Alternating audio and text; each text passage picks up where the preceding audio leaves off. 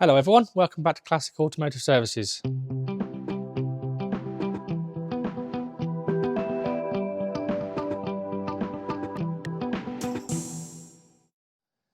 Right, this week we've had a very busy week. We have been pushing on with the Lotus, well the engine in particular. We'll go on to that in a second. Right, we had a white stag in at the beginning of the week, which had failed its MOT. Although it doesn't need an MOT now, the owner keeps it MOT'd.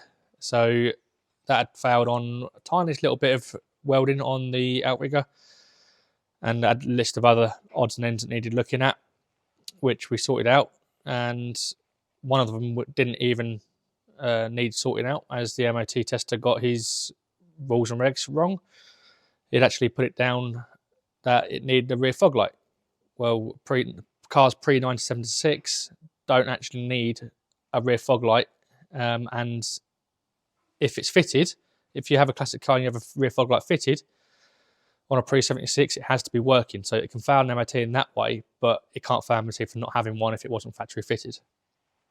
So that didn't need actually doing, so it's now got its MOT on it. And after we told the MOT tester is legislation, so that's all sorted out. Then we had a four-door Ford Sierra in. I can't remember what year it is. I think it was 1989 Ford Sierra.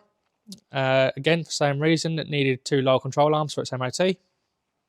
So we sorted that out, and that was actually a very tidy little car. It was one owner car from new. Only got 40,000 miles on the clock. It was like a little time capsule. Not my cup of tea, and it's a bit different to what we usually take on in here. I wouldn't consider that a classic, but a lot of people do.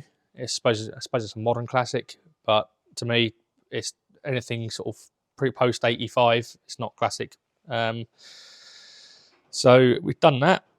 We've got pictures of that. We'll put that in the video.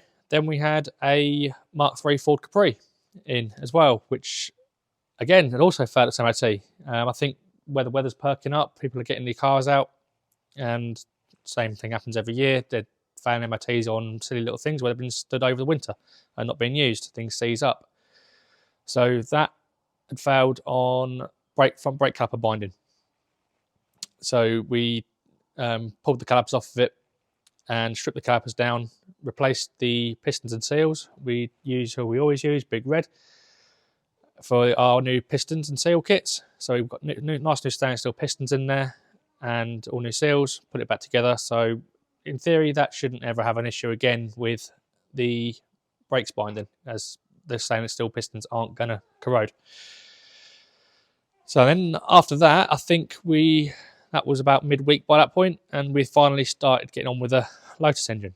And we started off by removing the sump and starting to re-gasket and seal it. That's when the horror show started on it. Luckily, there's no actual damage to the engine. I don't know how, but I say there was no damage. I'll go on to that in a minute. When we removed the sump, the oil pickup in the sump was completely blocked solid. How this engine had oil pressure when we first fired it up, God only knows. I'm glad we only run it for 30 seconds to a minute just to make sure the engine was okay. Any longer, I think it probably would have gone bang, because it was very close to letting go. The oil pickup was completely blocked, and it was all blocked up with old gaskets and sealer, where people have been doing, quite frankly, poor workmanship and poor quality work on it over the years. Cleaning rocker cover gaskets and that, for example, they're just not bothered getting it all out. They just let it wash down to the sump, and it had got into the pickup. So we've got pictures of it because it is quite bad, and we've got pictures of it when we cleaned it as well.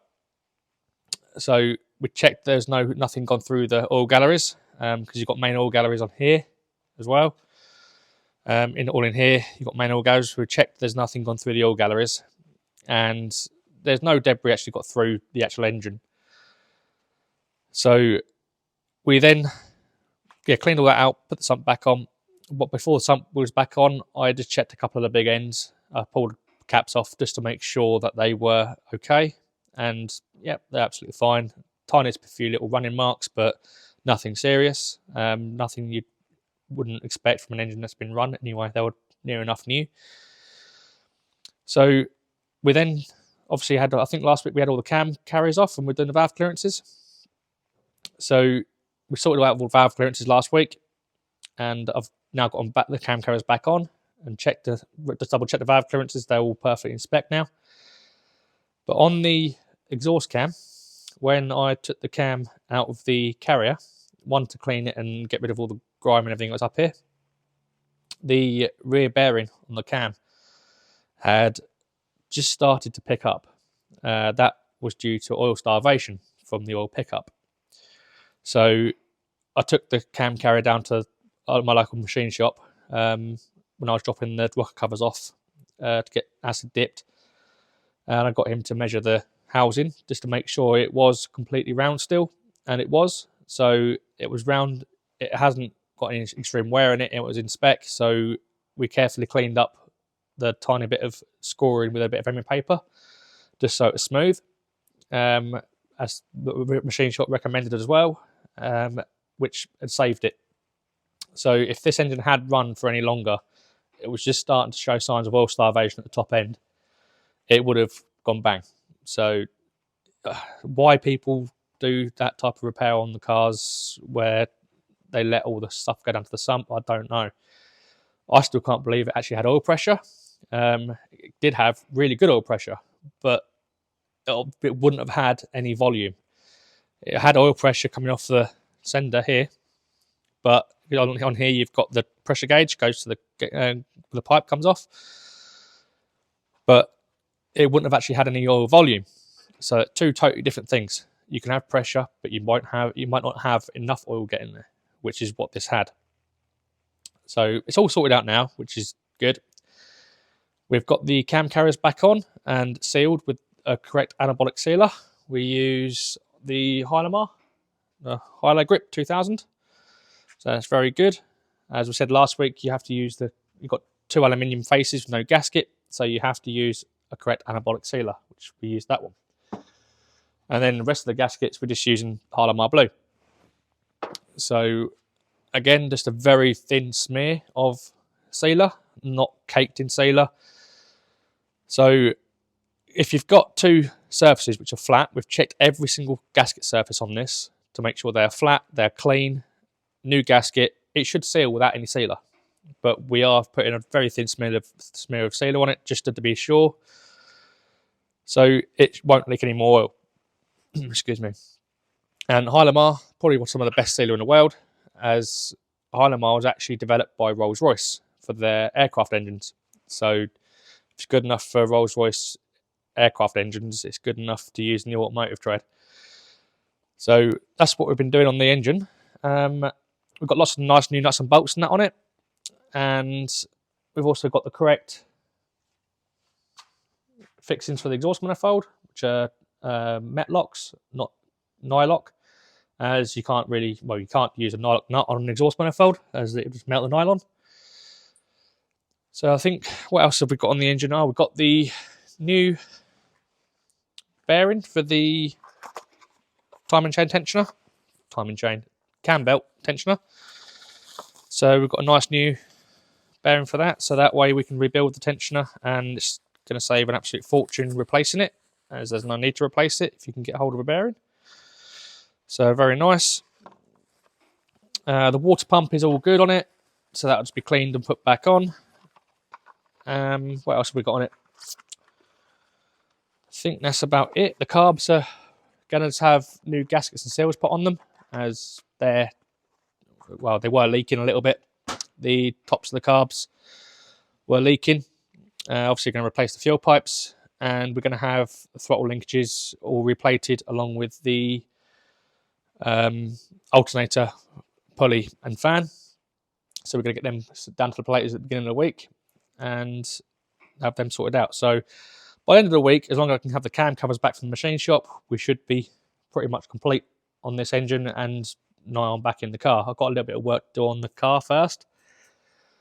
So I've got to finish cleaning up all the engine bay and just painting the chassis and everything in there. A little bit of more clean-up work to do on the gearbox, to make it so it matches the standard of the engine, and then the engine and box can go back in. So, yep, it's looking very, very smart. We've also done all the cam pulleys. That's what I was going to go on to. Another bit of poor workmanship was the amount of bathroom sealer used on this engine. I mean, bathroom sealer is never going to work as a gasket sealer, as it doesn't cope with temperatures like the engine goes through. Why people use it, I don't know. Gasket sealers are very, very easy to get hold of, and they're not exactly expensive. All of the back end of these cams, you've got big thrust washers in here. This all been gummed up with bathroom sealer. So when I disassembled it to put the new O-rings and everything in there and reseal it all up, there was also, I think again on this exhaust cam, this housing, someone had been at it, what looked like a chisel, to try and get it off. Which, if you do damage it, it's not, well, I say it's not the end of the world. You shouldn't be damaging it in the first place, but at least deburr it so that way it sits flush back on the head, as if you've got a burr on there, it's going to affect the end float on the camshaft, which this one was, and it was also leaking. So deburred that. We checked the end floats on the cams, which were good. This one would have been out as this wasn't sitting properly. But that is pretty much where we're up to. I can't really think of much more on the engine or on what we've been doing this week. Nope.